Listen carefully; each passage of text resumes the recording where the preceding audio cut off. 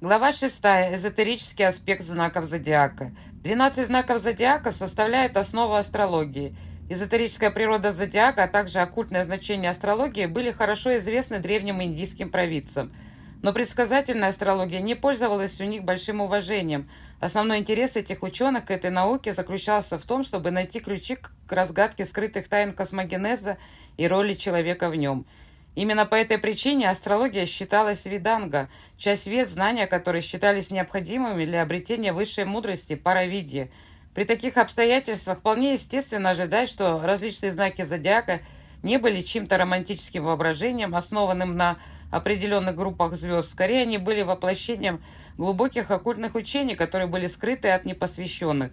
Если мы предпримем изучение более глубоких значений зодиака, нам придется начать с предположения, что эти звезды, представляющие круг более нашего проявления, были разделены на несколько групп, чтобы указать каналы дифференцированной божественной энергии.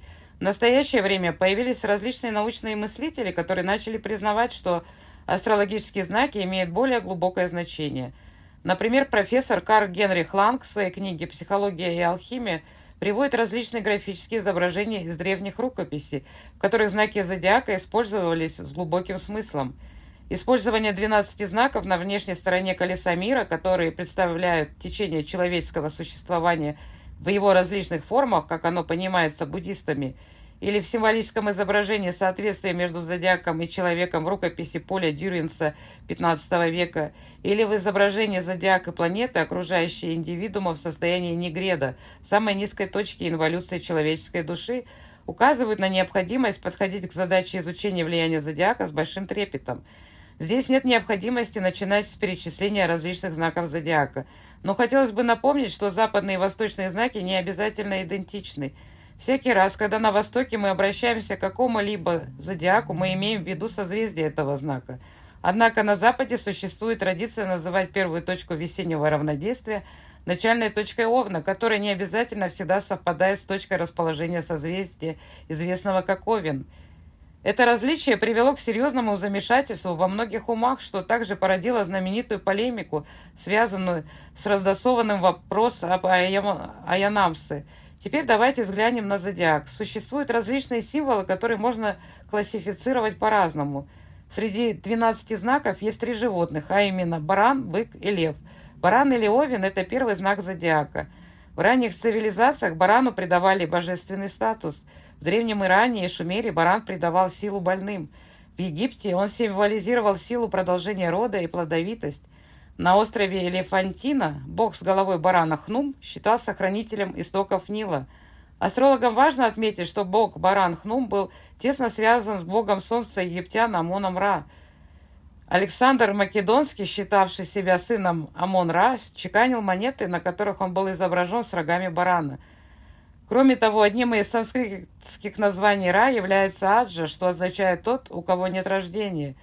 Это означает, что этот знак символизирует Сваябху Нараяна, самосущий абсолют Парабрахман.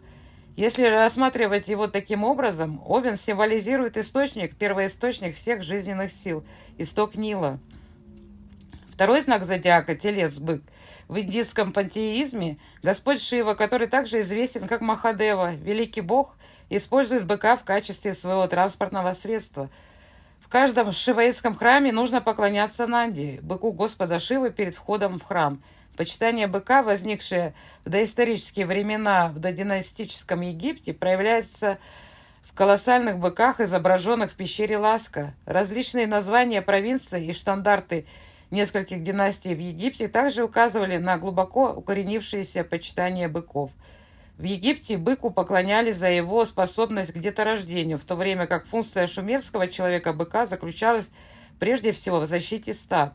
Если мы углубимся в область символов, то поймем, что этот знак зодиака олицетворяет божественную энергию, которая делает возможным проявление. Господь Шива – высочайший из проявленных богов.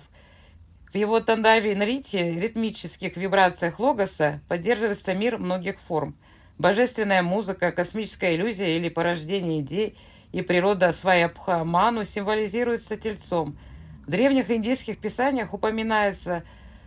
У Сваябхаману было два потомка – Брахма-Вирадж и Вачи-Вирадж, мужчина и женщина, от которых стало возможным дальнейшее творение.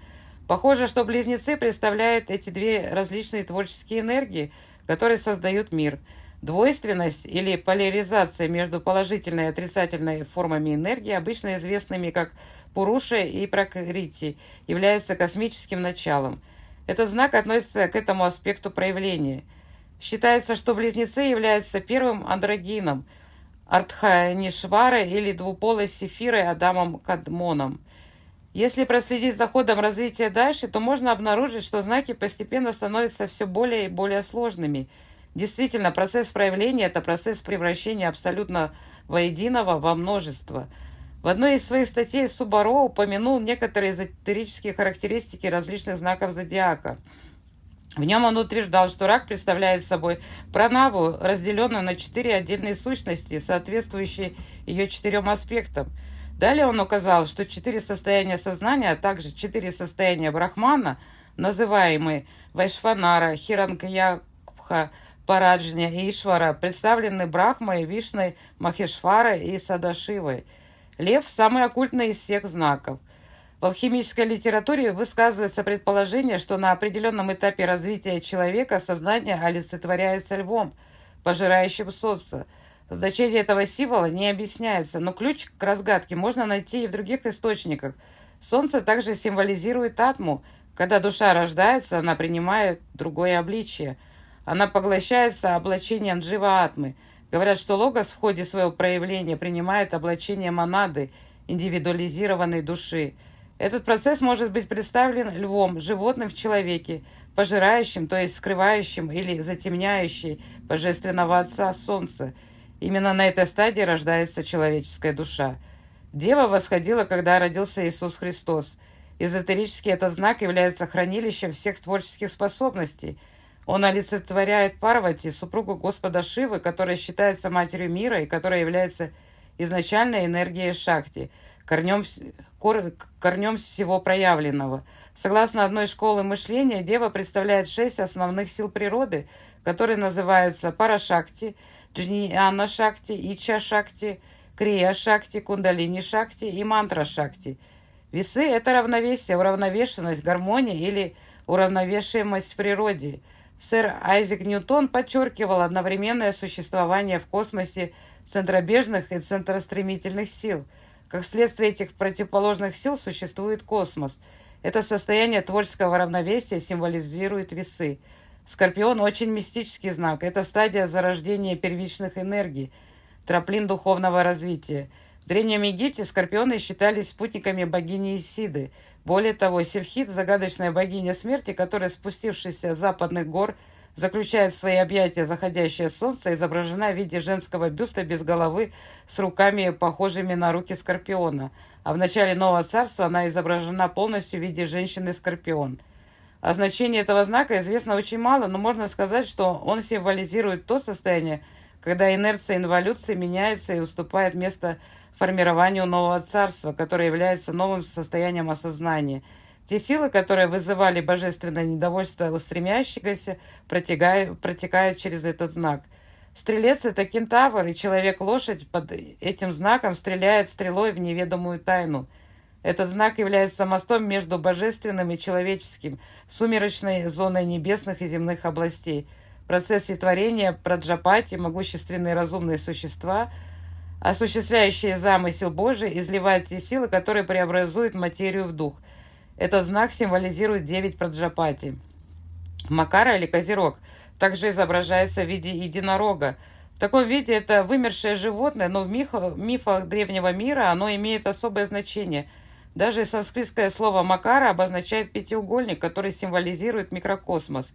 Считается, что этот знак одновременно представляет как микрокосмос, человеческое тело, так и макрокосмос, мир внешних объектов восприятия. Именно под влиянием этого знака зодиака начинает устанавливаться единство между внутренним человеком и внешним космическим человеком. Водолей символизирует форму кувшина, из которого вытекает вода. Кувшин – это упадхи, проводник сознания, а вода – это мул пракрити, изначальная субстанция, из которой состоит все сущее.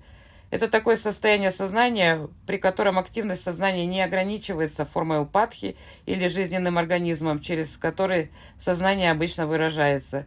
В некотором смысле этот знак отражает окончательную свободу, которая возможна, когда цикл эволюции завершен. Рыбы символизируют тот уровень сознания, на котором джива-атма сливается с атмой, хотя первая все еще сохраняет свою индивидуальность. Здесь блудный сын возвращается к своему отцу.